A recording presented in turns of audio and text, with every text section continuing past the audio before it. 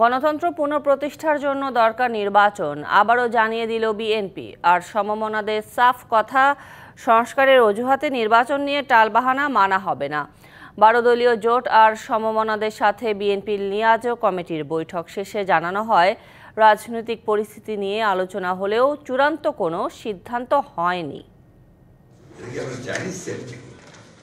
সন্ধ্যায় গুলশানে বিএনপির চেয়ারপারসনের কার্যালয়ে বৈঠকে বসে 12 দলীয় জোট। মহাসচিব মির্জা ফখরুল ইসলাম আলমগীরের নেতৃত্বে বিএনপির লিয়াজো কমিটির আব্দুল আওয়াল মিন্টু, সেলিমা রহমান, নজরুল ইসলাম খান বৈঠকে অংশ নেন। বৈঠক শেষে 12 দলীয় জোটের নেতারা জানান, ফ্যাসিবাদী আন্দোলনের সময়ের যে ঐক্য ছিল, আগামীতেও বিএনপির সঙ্গে তা অটুট থাকবে। 12 দলীয় জোট এবং বিএনপি এবং দেশের ফ্যাসিবাদ বিরোধী যে রাজনৈতিক শক্তিসমূহ দীর্ঘদিন যাবৎ যে আন্দোলন করে এসেছে, আমাদের সেই আন্দোলনের এবং সেই ঐক্যের প্রয়োজনীয়তা ফুরিয়ে যায় নাই। আগামীতে সেটা আরও গভীরভাবে অনুভূত হবে।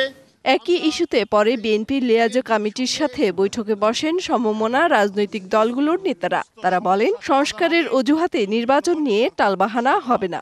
Double million offer, Walton fridge কিনে পেতে পারেন 20 লক্ষ টাকা, রয়েছে কোটি কোটি টাকার নিশ্চিত উপহার। জনগণের সরকার প্রতিষ্ঠিত না হলে কোনো সমস্যা সমাধান হবে না। সুনির্দিষ্টভাবে নির্বাচনের ডেট তারিখ দিতে হবে এবং আমরা এটাও চাই যে সংস্কারের নামে কালক্ষেপণ করে নির্বাচন দেরি করা ঠিক হবে না।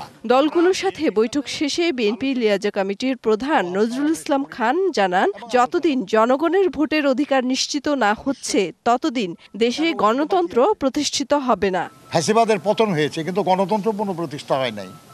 সেটা পুনঃপ্রতিষ্ঠা হবে যখন জনগণ অবাধে, নির্বিঘ্নে, শান্তিতে তার ভোটাধিকার প্রয়োগ করে এই রাষ্ট্র পরিচালনার দায়িত্ব তাদের নির্বাচিত প্রতিনিধিদের দিতে পারবেন।